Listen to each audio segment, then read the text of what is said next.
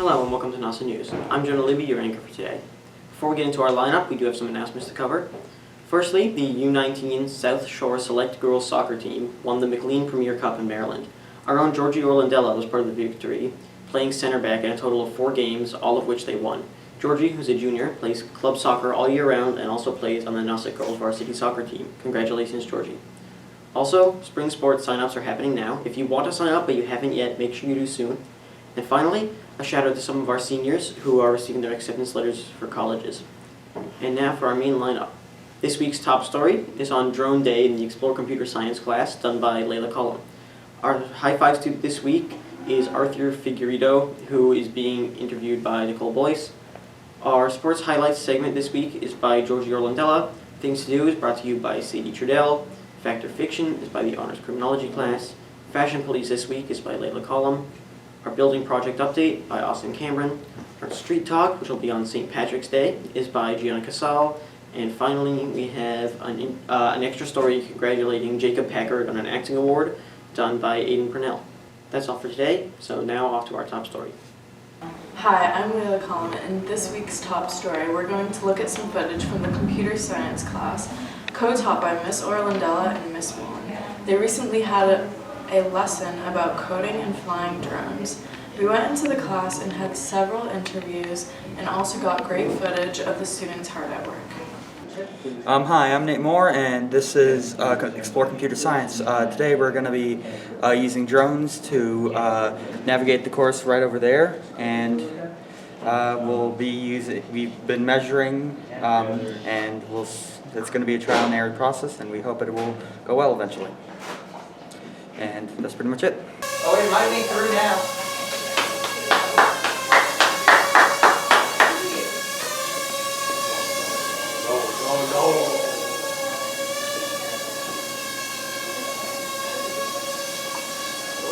Oh no.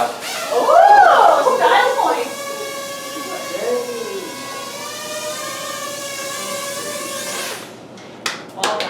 That's pretty good. Here we go. Hello, this is Paul Saliba. I'm here today with the class of Explore Computer Science, and today this class will be doing a drone course, and students like me will be computing the drone coding by first measuring it using measurement tapes and using those measurement tapes to put it on a computer.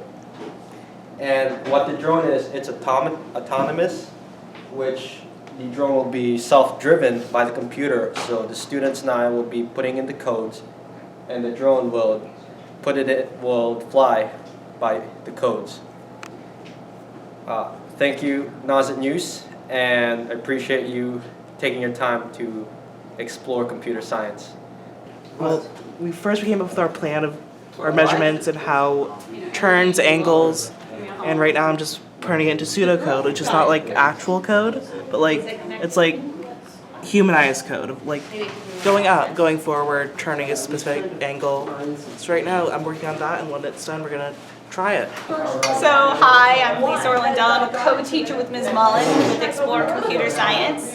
And we're proud of the work that they've done today because this is autonomous drone flight. So there are no remote controls here. Everything that you're seeing these drones do is all because they've planned and they've coded them to do these missions. So, hope you enjoy it. Yeah, we've got through the first 2 obstacles. Next, we have to try to get onto this thing. We attribute our success to our partner, who is not here today. Yeah, his name is Soren. And he's sick, so. Yeah, he's sick. Yep. But all of our success goes right to him. Thank you for watching.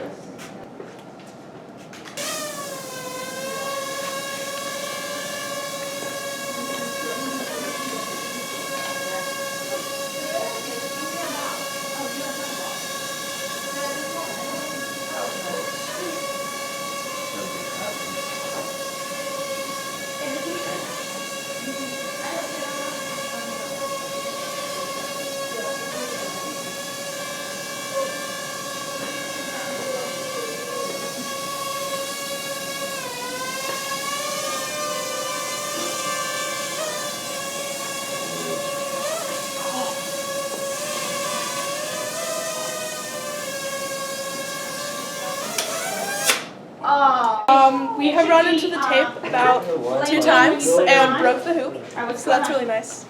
And we broke a propeller. But you learned how to change them. But I learned how to change the propellers. So that's Plus always it's trial and error. trial and error. You guys are probably good enough for now.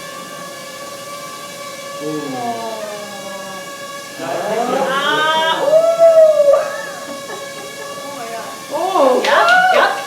Okay. You know what you need to do to fix it. It is one thing to fly a drone with remote control, but to actually program and code the drone into flying a certain path, it's amazing and commendable. Thank you so much. I'm Layla Kong for this week's Top Story. Hi, I'm Sage Shell, and this is Things to Do. Let's start with the movies. Woody Harrelson's latest movie is heartwarming and funny at the same time. This movie is about an assistant basketball coach, Marcus, who loses his job and ends up in a car accident. Marcus has a little too much to drink and ends up with a DUI. When the judge told him he could either spend 2 years or so in jail or do community service by coaching a basketball team full of young adults with mental disabilities, he chooses the community service. Critics call it a heart-lifting and fun movie, and it's the kind of movie that will just make you smile. This March 17th, a new comedy movie is coming to theaters called Moving On. This movie is about 2 ex-best friends who learn to reconcile their differences while getting revenge on the husband of their recently deceased friend. Reviews say this film is funny and sweet while also being messy, so definitely go check it out. Lastly, if you can handle an emotional drama, The Whale is an amazing movie. It was nominated for Best Picture in the Oscars 2023, and although it didn't win, critics say it's a must-see. It's about an English teacher who is unhealthy and hides away in his flat, eating himself to death. But for one last chance at redemption, he tries to reconnect with his daughter. Let's move on to the activities. With St. Patrick's Day this week, there are many pubs on Cape that will be high energy and open late, playing music all weekend. A few good options would be O'Shea's in West Dennis, Mahoney's in Orleans, and if you're willing to go off Cape, the whole town of Plymouth. O'Shea's plays live music every week, so this weekend will really be great. They are located off Route 28 and are open from 4 p.m. to midnight every day. Mahoney's in Orleans is open from Monday to Saturday from 5 to 9 p.m., and they have amazing food and drinks, so definitely stop by. If you are willing to go off Cape this weekend, the whole town of Plymouth celebrates St. Patrick's Day. There's a 5K road race, tons of good food, and lots of Irish music and dancing. I'm Sage Shell, and this was Things to Do. Hi, I'm Georgie Orlandella with your Nauset Sports Highlights. For boys basketball, Joey Berardi received the Cape and Islands Honorable Mention. Alex Burris got the Individual Sportsmanship Award, and Nico Harrington was chosen as the top player for the Cape and Islands. For girls basketball, they won the Cape and Islands Team Sportsmanship Award. Jordan Street Matter got Cape and Islands Honorable Mention, and Gabby Foster achieved the Cape and Islands Individual Sportsmanship Award. Congrats to both of the teams on a great season. Boys hockey lost to Watertown on Wednesday in the quarterfinals. However, they had a great season, so congratulations to them. Now the winter sports season is officially over, and that means it's time to play spring sports. If you have not signed up for a spring sport and you are still interested, be sure to go online and register on Family ID. You can find that at www.nausetsports.org. If you need help, go see Michelle Pavlou, our AT. Your choices for spring sports are the following. There is girls and boys tennis, girls and boys track, girls and boys lax, co-ed sailing, baseball, softball, and girls golf. Once again, I'm Georgie Orlandella, and thanks for watching Sports Highlights. Hi, this is High Five, and I'm Nicole Boyce, and this is Arthur Figueredo. And you are one of the goalies on the varsity hockey team, which is an amazing accomplishment to make it as a freshman. So congratulations. How has this year been for you and being a freshman on the team? Definitely stressful. It's a big role. Living up to it pretty well, so it's fun. And you had an amazing game in the States, and it was a really, really close game and super competitive. Was it a lot of pressure on you as a goalie, I'm sure? Yeah, I had to do some meditation to calm me down. But yeah, it was fun. and happy we made it that far. And after the game, the other goalie, Watertown's goalie, came up to you and gave you a big hug. What were you discussing then after the game? He was congratulating me on a great season, making sure to let him know that he had one too, and keep it going into the playoffs. Awesome. And so congrats on such a close game. And how do you feel about next year and all the seniors leaving? It'll be disappointing, but I think that we can fill in those roles pretty well and hopefully make it that far again. Awesome. And was it an expectation that you were going to make varsity your first year in high school, or was it kind of like a shock? I made it last year as an 8th grader. I was the backup goalie. It was definitely a surprise that I was starting, but I'm glad I got it. That's really, really cool. And how would you describe your relationship with your teammates and your coach? It's really close, really tight, great group, and it'll be tough losing 8 seniors. Yeah. And what was your favorite moment of the season? Probably team breakfast. It was always a great vibe. Always nice. Fun. Yep. Awesome. Well, thank you so much. And once again, this is Arthur Figueredo, and I'm Nicole Boyce. And here's your high five. I'm Austin Cameron. I'm the Bob the Builder. How was your weekend, Bob? Oh, it's great. Did a little shellfishing. Plans. Good for you. What did they do at the school this week? They are taking down the building. They're just starting to take some of the concrete roof structure down. Yep. And they're doing a lot of outside groundwork. Noticed in the front, a whole big parking area. Yep. And in the back, they're starting to prepare to do some footing work. Yep. And what are the plans for this week? Continuing with that, you'll probably see by the end of the week, you'll see most of that building down. Really? Which is the old cafeteria. That'll be exciting. Is that the first thing for us, is the new cafeteria? It will be the new cafeteria, the gym area. That will be you'll start to see the new trade building. That'll be awesome. Okay. All right. Well, that was this week's building project update. I'm with Bob the Builder. Thank you. I'm Aidan Purnell, and I'm with Jacob Packard, who recently won a acting award. Now, can you tell us what the award was that you won and a little bit about it? Well, yeah, certainly. So at Nauset, we run this class called Honors Acting, which is a class that's in the room over there above the cafeteria library. And the purpose of the class is to go to this competition this year in Bourne, METG, the Massachusetts Educational Theater Guild. And we went this year with a really nice show that we were all very excited about. And we performed, here's someone who was in it.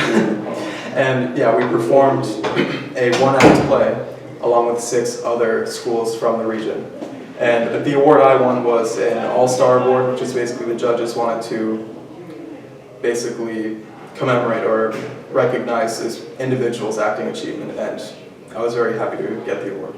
How did you feel after you received it?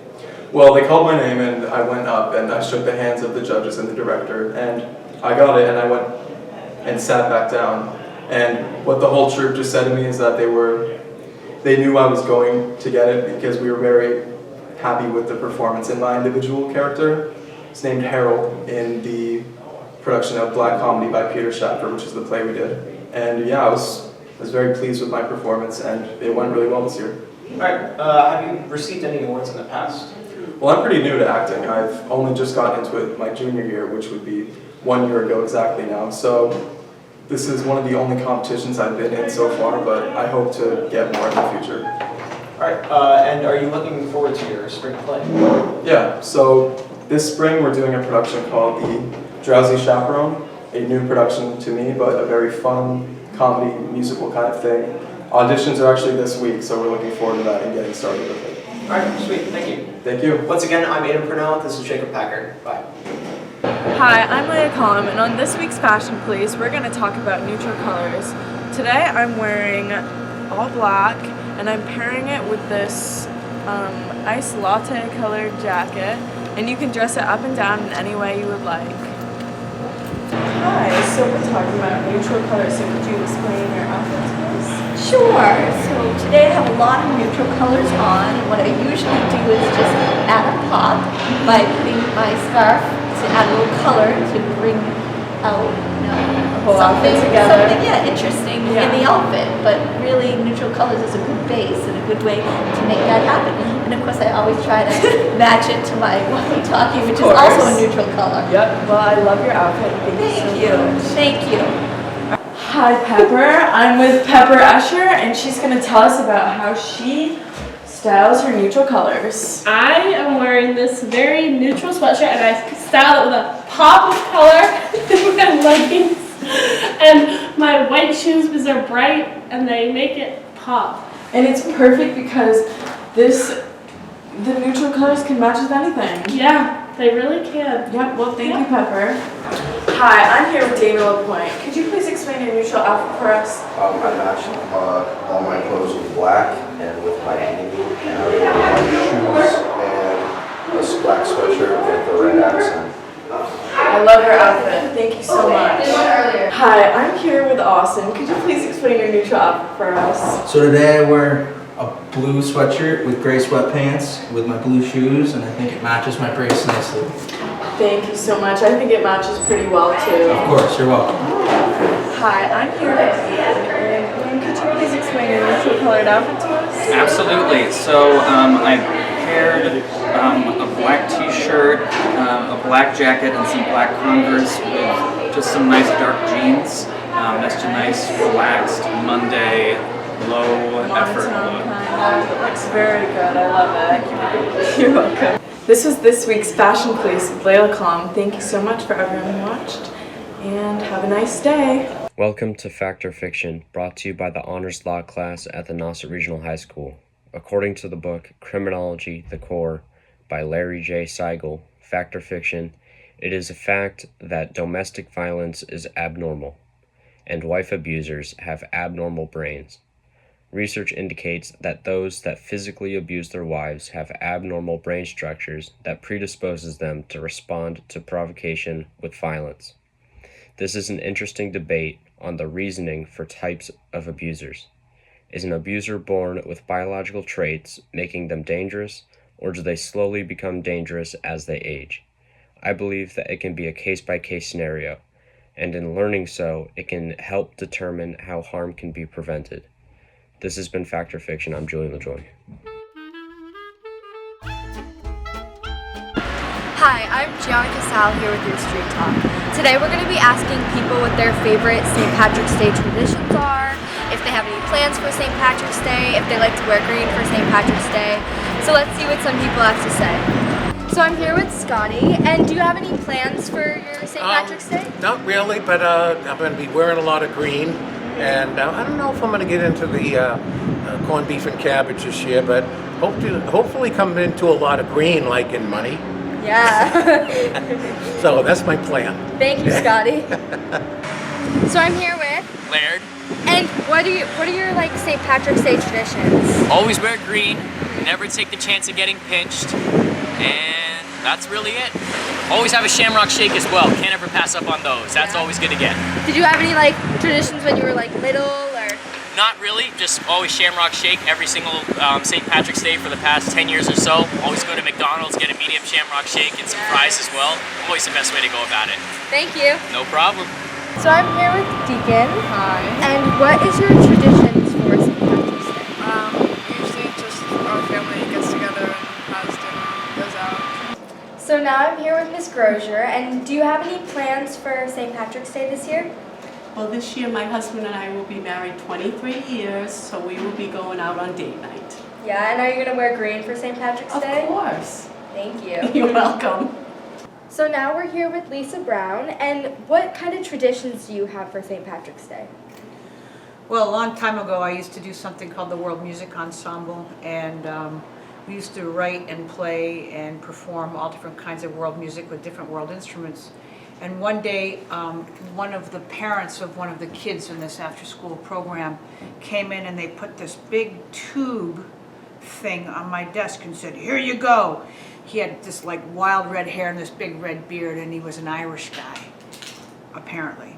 And he plunked this thing on my desk and he left. And I looked at it and I couldn't figure out what the heck it was. First I thought it was some kind of instrument, right? Well, the next day, somebody, I think it was Mr. Paul Davies, who's long retired, he came in and he took a look and he said, "What the heck are you doing with a potato launcher on your desk?" He said, "That's a weapon." I had no idea. So he showed me how to use it, and you spray hairspray in it, and then you light it. It's very illegal, probably, but you spray it and you light this little torch thing, and you put a potato in the end, and it goes, poof, and it flies out. And so ever since then, I have had a potato launcher, and at St. Patrick's Day, I go out to the beach over at Newcomb Hollow in Wellfleet, and I aim for right about where I think Ireland is, and I light the sucker off and I launch a potato over to our neighbors. Thank you very much for that story. That sounds like a lot of fun. Yeah, and probably illegal. Oh well. And are you going to be wearing green for St. Patrick's Day this year? Usually I forget. Thank you, Lisa. You're welcome. So, do you have any special traditions for St. Patrick's Day? My dad and I used to always go to the parades and stuff like that. We try and go all around the Cape and see all of them, have fun, and get all the leftover candy. And are you going to be And are you going to be wearing green for St. Patrick's Day this year? Yeah, I have everything green: socks, pants, shirt. I have everything. I don't want to be pinched. Can't wait. Yes. Thank you. Of course. So I'm here with Emma, and do you have any plans for St. Patrick's Day this year? I'm going to a soccer tournament off Cape, all Irish themed. Yeah? And are you going to be wearing green on St. Patrick's Day? Yes, I will be. I'm wearing a green jersey and a green beanie, green socks, head to toe. Thank you. So I'm here with Pepper and Cleo. And do you guys have any traditions for St. Patrick's Day? No, but I used to make little houses for my leprechaun, and then with stuff in it, like money, and then he'd come and take my money and fill it with chocolate. But that was when I was little, but that's all.